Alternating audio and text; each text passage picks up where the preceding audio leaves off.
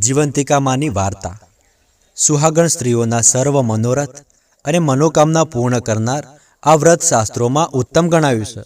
સર્વ રીતે મંગલ કરનાર, આદિ વ્યાધિ અને ઉપાધિ હરનાર, દુઃખ શોક દૂર કરનાર અને સકળ શુભ મનોરથ સિદ્ધ કરનાર આ અતિ પવિત્ર જીવંતિકા વ્રત પવિત્ર શ્રાવણ માસના પ્રથમ શુક્રવારે કરાય છે.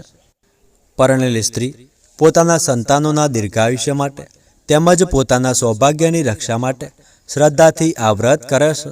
આ વ્રત કરનાર સુહાગણ સ્ત્રીના સંતાનોની માં જીવંતિકા સર્વ પ્રકારે રક્ષા કરે છે. આ વ્રત શ્રદ્ધાથી કરનાર સુહાગણ સ્ત્રીના બાળકની દેશ પરદેશમાં, શહેર જંગલમાં, અજવાળે અંધારે માં જીવંતિકા રક્ષા કરે છે. પુરાણોએ અતિ પવિત્ર માનેલા આ વ્રતનો પ્રભાવ એટલો બધો છે કે જેના બાળક જીવતા ન હોય એ જીવે છે અને વળી દીર્ઘાયુષ્ય પામે છે. વંધ્યા સ્ત્રી પુત્ર રત્ન પામે છે. માં જીવંતિકાના પ્રતાપે એનું વાંજિયા મેણું ટળે છે. વળી આ વ્રતનું મહાત્મય એવું છે કે વિધવા સ્ત્રી પણ પોતાના સંતાનોના દીર્ઘાયુષ્ય માટે તેમજ તેની રક્ષા માટે આ વ્રત કરી શકે છે. પવિત્ર શ્રાવણ માસના પ્રથમ શુક્રવારે દયાના સાગરમાં જીવંતિકાનું વ્રત શ્રદ્ધાથી શરૂ કરવું. કોઈ સ્ત્રીને અડચણ હોય, આવરણ હોય કે કોઈ પ્રતિકૂળતા હોય તો આ વ્રત બીજા શુક્રવારથી પણ શરૂ કરી શકાય છે. શ્રાવણ માસનો દરેક શુક્રવાર આ વ્રત માટે શુભ છે. આ વ્રત કરનાર સુહાગણ સ્ત્રીએ પીળા વસ્ત્રો કે પીળા અલંકાર ધારણ કરવા નહીં. આ વ્રત કરનાર સ્ત્રીએ લાલ વસ્ત્ર જ ધારણ કરવા. વિધવા સ્ત્રીએ શ્વેત વસ્ત્ર ધારણ કરવા. વળી લીલા પીળા મંડપ નીચેથી પસાર ન થવું. વહેતું પાણી ઓળંગવું નહીં. વ્રત કરનાર સુહાગણ સ્ત્રીએ શુક્રવારે સૂર્યોદય પહેલાં જાગીને પ્રથમ સ્નાન આદિથી પવિત્ર થઈ માં જીવંતિકાની મૂર્તિ અથવા ફોટો પાટલા કે બાજોટ ઉપર સ્થાપિત કરવો. ત્યારબાદ હાથમાં જળ લઈ સંકલ્પ કરવો કે હે જીવંતિકામાં, હું પૂર્ણ શ્રદ્ધા અને ભક્તિથી તમારું વ્રત કરીશ. મારા ઉપર અમી દ્રષ્ટિ રાખજો, મારી વાડી લીલી રાખજો, મારા સંતાનોનું રક્ષણ કરજો અને તેમને સર્વ પ્રકારે સહાય કરજો. ત્યારબાદ કંકુ, અબીલ, ગુલાલ, ચોખા, પુષ્પ, ધૂપ, દીપથી માની પૂજા કરવી. માને નિવેદ અર્પણ કરવું. માને લાલ પુષ્પોનો હાર પહેરાવો. નિવેદમાં ખાંડ કે સાકરનો કંસાર કરવો. નિવેદ ધરાવી માની આરતી કરવી.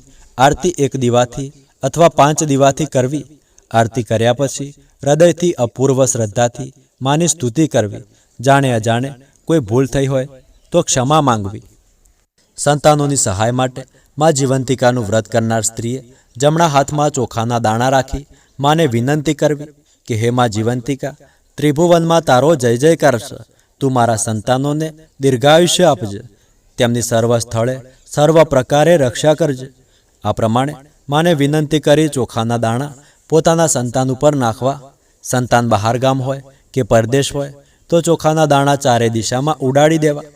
ત્યારબાદ પ્રણામ કરી માં સામે ખોળો પાથરવો. અજ્ઞાનતાના કારણે જાણે અજાણે કોઈ ભૂલ થઈ હોય, કોઈ દોષ લાગ્યો હોય તો માની ક્ષમા માંગવી.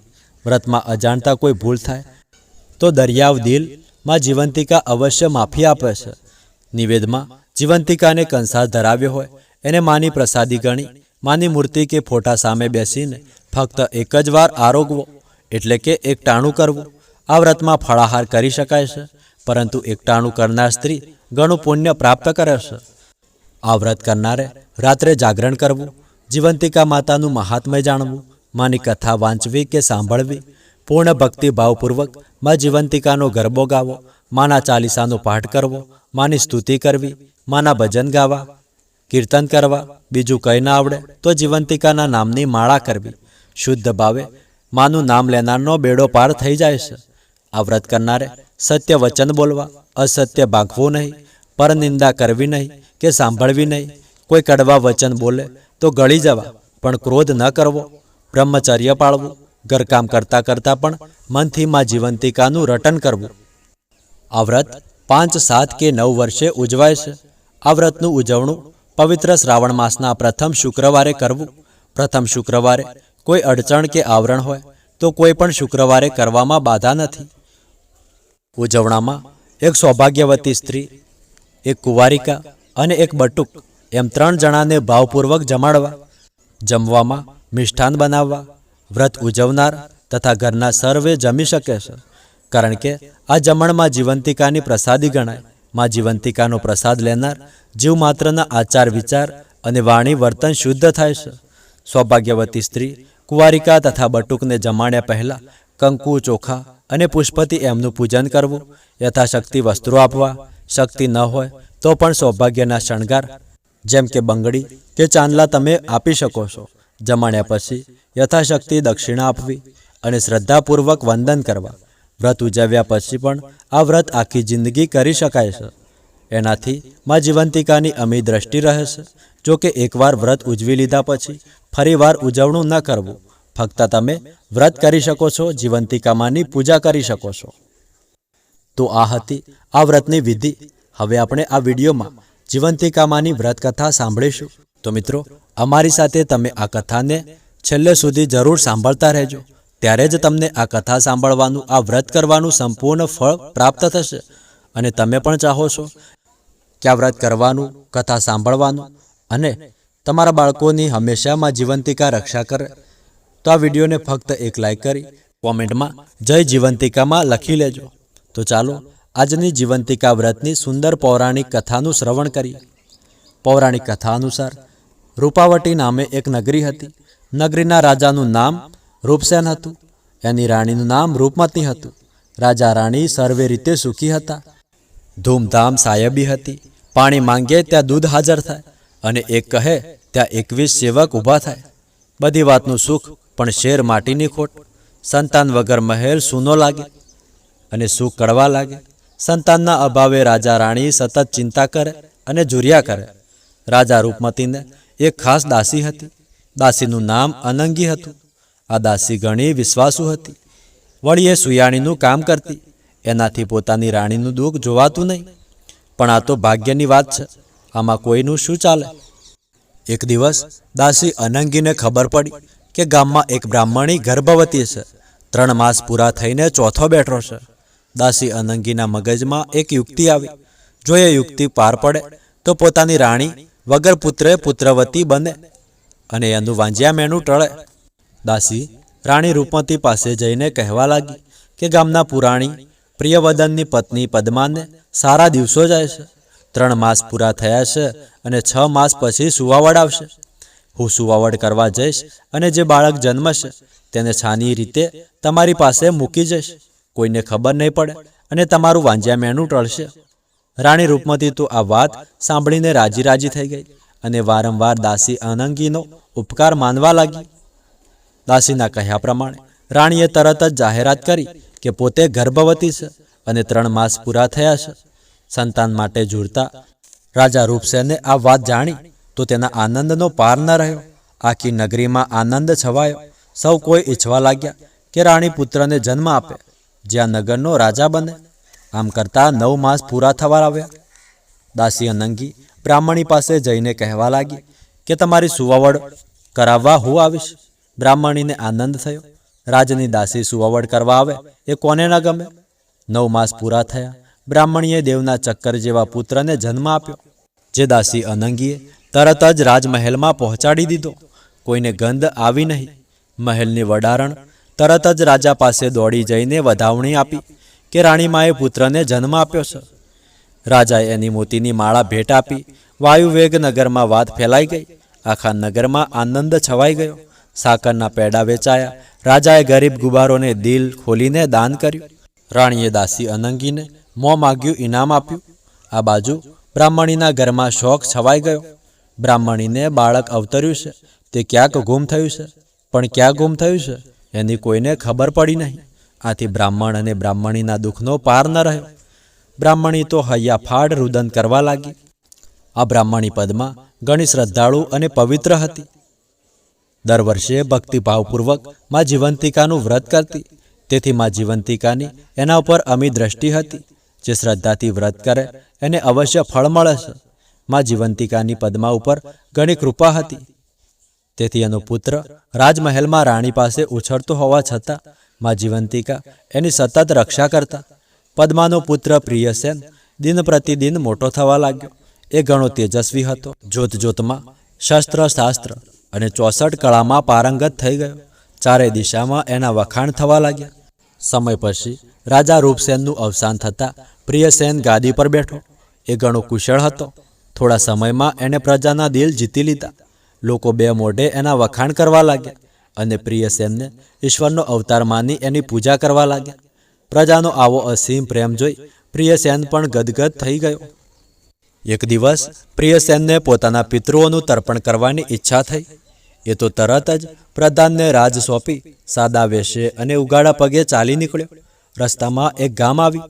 પ્રિયસેને ત્યાં રાતવાસો રોકાવાનો વિચાર કર્યો. રાતવાસો કરવા માટે એક વાણિયાની હવેલી પાસે આવીને ઊભો રહ્યો. પ્રિયસેન વાણિયાને કહેવા લાગ્યો કે હે વાણિક શેઠ, હું મુસાફર છું. તમને વાંધો ન હોય તો આજની રાત અહીં રાતવાસો કરવા ઈચ્છું છું.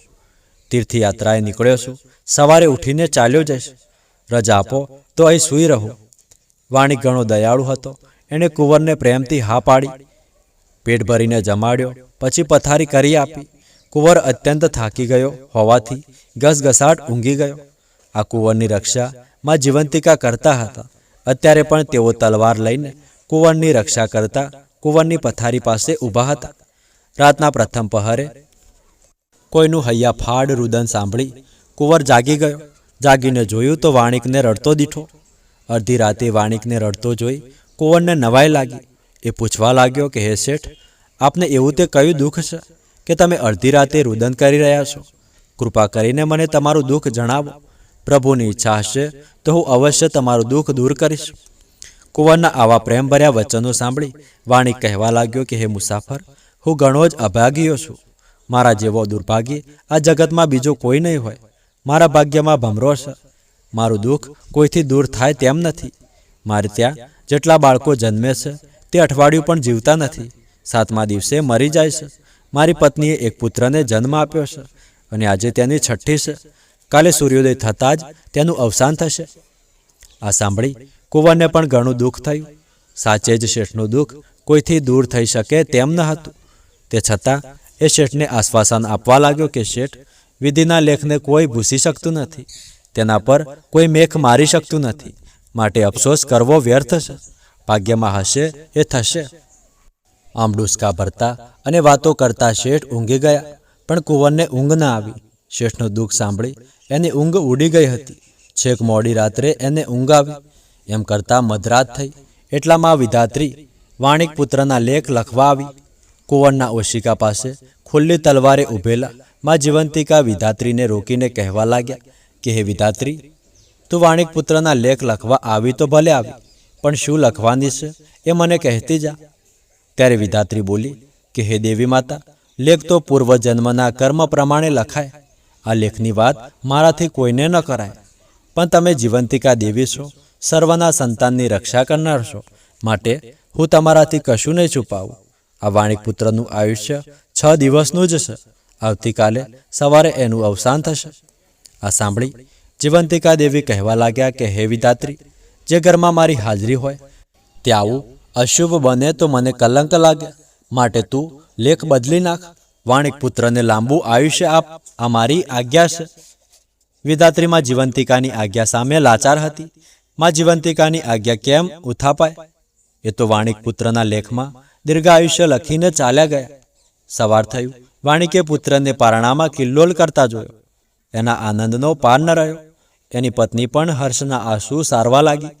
વાણિયાને ખાતરી થઈ ગઈ કે નક્કી આ મુસાફરના પવિત્ર પગલાંનો જ પ્રતાપ છે. આ મુસાફર કોઈ દેવાંશી છે. એના પુણ્ય બળે કરીને જ મારો પુત્ર જીવતો રહ્યો છે. વાણિયાએ કુંવરને આગ્રહ કરીને રોક્યો. 32 પકવાન જમાડ્યા. ખૂબ સરભરા કરી. 3જા દિવસે કુંવર જવા તૈયાર થયો. ત્યારે પણ વાણિયાએ અતિ આગ્રહ કર્યો. વાણિકનો આવો પ્રેમભર્યો આગ્રહ જોઈ કુંવરે એને વચન આપ્યું કે હે વાણિક, હું પિતૃનું તર્પણ કરવા જઈ રહ્યો છું. પાછો આવીશ ત્યારે જરૂર તમારે ત્યાં 2 દિવસ રોકાઈશ. આમ વાણિકને કહી રાજકુમાર ચાલી નીકળ્યો. રસ્તામાં સર્વ તીર્થોના દર્શન કરતો કરતો તે ગંગાજી પહોંચ્યો. ત્યાં શ્રાદ્ધ કર્મ કરી પિંડદાન આપવા માટે નદીમાં ઉતર્યો. ત્યારે નદીમાં 2 હાથ બહાર નીકળ્યા. કુંવરને ઘણું અચરજ થયું. તેણે પિંડ એ હાથમાં મૂકી દીધું. પિંડ સ્વીકારી હાથ અદૃશ્ય થઈ ગયા. બરાબર 1 વર્ષ પછી કુંવર પિતૃતર્પણ કરીને પાછો ફર્યો. રસ્તામાં વાણિકનું ગામ આવ્યું. વાણિક તો એને જોઈને રાજીના રેડ થઈ ગયો. ઘણા જ ભાવથી સ્વાગત કર્યું, પ્રેમથી જમાડ્યો અને સુવા ઢોલિયો ઢાળી દીધો. વાત એમ હતી કે વાણિકની પત્નીએ બીજા પુત્રને જન્મ આપ્યો હતો અને આજે એની છઠ્ઠી હતી. બરાબર મધરાત થતાં વિધાતા લેખ લખવા આવ્યા. ખુલ્લી તલવારે કુંવરની રક્ષા કરતા માં જીવંતિકા વિધાત્રીને કહેવા લાગ્યા કે હે વિધાત્રી, તું આવી તો ભલે આવી, પણ શું લખવાની છે એ કહેતી જા. આ સાંભળી વિધાત્રી બોલી કે આ વાણિકનો પુત્ર કાલે સવારે મૃત્યુ પામશે. આથી માં જીવંતિકા બોલ્યા કે હે વિધાત્રી, જ્યાં મારા પગલાં પડે ત્યાં કદી અમંગળ થાય નહીં, માટે તમે આ બાળકનું આયુષ્ય 100 વર્ષનું લખો. આ જીવંતિકાની આજ્ઞાથી વિધાત્રીને લેખ બદલવા પડ્યા અને વાણિક પુત્રને લાંબુ આયુષ્ય આપ્યું. વિધાતા લેખ લખીને પાછી માં જીવંતિકા પાસે આવી અને પૂછવા લાગી કે હે દેવી, એક વાતની મને જિજ્ઞાસા છે, તમે મારી જિજ્ઞાસા સંતોષો. આ પહેલાં પણ હું લેખ લખવા આવી ત્યારે તમે અહીં હાજર હતા અને આજે પણ હાજર છો, તેનું શું કારણ? બરાબર આ જ સમયે કુંવરની આંખ ખુલી ગઈ. એને લાગ્યું કે કોઈ એના ખાટલા પાસે ઊભું છે અને વાતચીત કરી રહ્યું છે. એ ધ્યાનથી વાતો સાંભળવા લાગ્યું. માં જીવંતિકા વિધાત્રીને કહેવા લાગ્યા કે હે વિધાત્રી, હું આ કુંવરની રક્ષા કરું છું, કારણ કે આ કુંવરની માં વર્ષોથી મારું વ્રત કરે છે. આજ સુધી એ એક પણ શ્રાવણ માસ ચૂકી નથી. એટલું જ નહીં, એ દર શુક્રવારે મારા નામનો દીવો કરે છે તથા મારી ભક્તિ કરે છે. એ પીળા રંગના વસ્ત્રાલંકાર પહેરતી નથી, પીળું અનાજ ખાતી નથી. એની ભક્તિ પર હું ઘણી ખુશ છું. આ કુંવર એનો પુત્ર છે, તેથી હું રાત દિવસ એની સાથે રહી એની રક્ષા કરું છું. માં જીવંતિકાની વાત સાંભળી વિધાત્રીને ઘણો આનંદ થયો અને એ કુંવરને આશીર્વાદ આપીને ચાલી ગઈ. સવાર પડતા જ વાણિયાને પોતાના પુત્રને પારણામાં રમતો દીઠો. વાણિયો અને વાણિયન આનંદમાં આવી ગયા અને કુંવરને કહેવા લાગ્યા કે તમારા પવિત્ર પગલાંનો જ આ પ્રતાપ છે. તમારા પગલાંથી અમારું ઘર પાવન થયું, મારા બંને પુત્રો જીવી ગયા, માટે તમારી સેવા કરવાનો અમને અવસર આપો, તમે અહીં રોકાઈ જાઓ. ત્યારે કુંવર કહેવા લાગ્યો કે હે વાણિક, હું તો નિમિત્ત છું. માં જીવંતિકાના પ્રતાપે તારા પુત્રો જીવી ગયા છે, માટે માં જીવંતિકાનું વ્રત કરજો, એની ભક્તિ કરજો. એક દિવસ વાણિકની મહેમાન ગતિ માણીને કુંવરે વિદાય લીધી. ચાલતો ચાલતો પોતાના રાજ્યમાં આવ્યો. કુંવરના સોમૈયા થયા. મહેલમાં જઈને કુંવરે રાણીને પ્રણામ કરતા પૂછ્યું કે હે માતાજી, તમે અત્યારે કયું વ્રત કરો છો? ત્યારે રાણી બોલી કે બેટા, મેં તો કદીએ કોઈ વ્રત કર્યું નથી, પણ તારે કેમ આવું પૂછવું પડ્યું?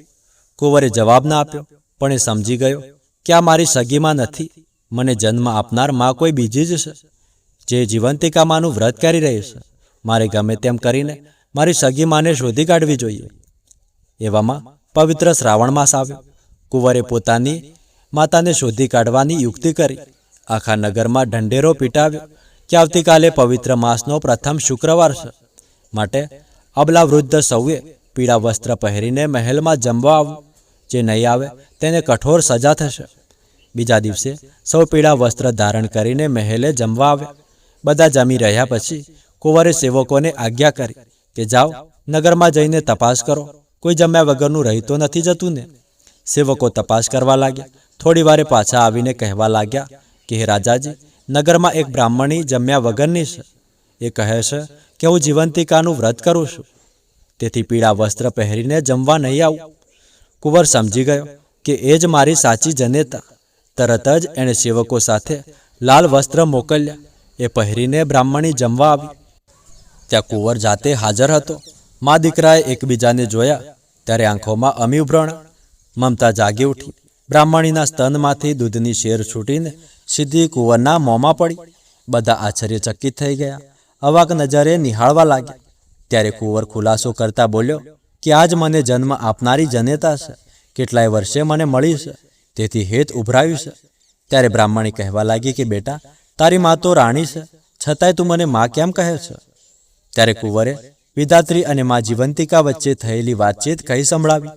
બધું ખાતરી કરાવવા એ પોતાની માને રાણી પાસે લઈ ગઈ. વિનંતી કરીને રાણીને પૂછ્યું કે હે રાણીમાં, હું તમારો સગો પુત્રો કે પાલક પુત્ર? જો તમે સાચું ન બોલો તો તમને મારા સ્વર્ગવાસી પિતાના સોગંદ છે. રાણીએ ના છૂટકે રડતા રડતા સાચી વાત કહી દીધી. દાસી અનંગીએ પણ બધી ખાતરી આપી. આવી આશ્ચર્યજનક વાત નજરે નિહાળ્યા પછી જમવા આવેલી સર્વ સ્ત્રીઓના દિલમાં શ્રદ્ધા જાગી અને બધી સ્ત્રીઓ બ્રાહ્મણીને પૂછવા લાગી કે જીવંતિકા વ્રત કઈ રીતે કરવું, કઈ રીતે ઉજવવું.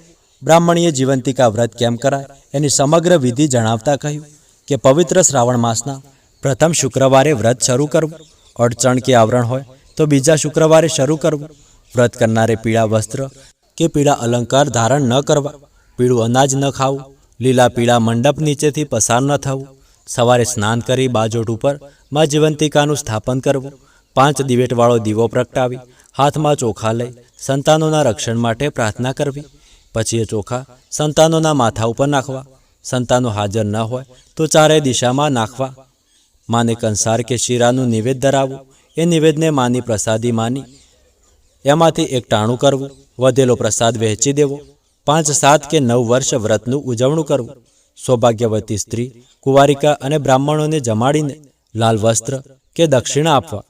પૂર્ણ શ્રદ્ધાથી વ્રત કરનારને અવશ્ય ફળ મળે છે. આવો ચમત્કારિક મહિમા સાંભળી નગરની સર્વ સ્ત્રીઓએ શ્રદ્ધાથી માં જીવંતિકાનું વ્રત કરવાનો સંકલ્પ કર્યો. હે જીવંતિકામાં, તમે જેવા બ્રાહ્મણીને ફળ્યા એવા સૌને ફળજો. આ વ્રત કરનારને, આ કથા સાંભળનાર અથવા સંભળાવનારને, અમારા વિડીયોને લાઈક હાઈપ કરનારને અને કોમેન્ટમાં જય જીવંતિકામાં લખનારને સૌની મનોકામનાઓ પૂર્ણ કરજો.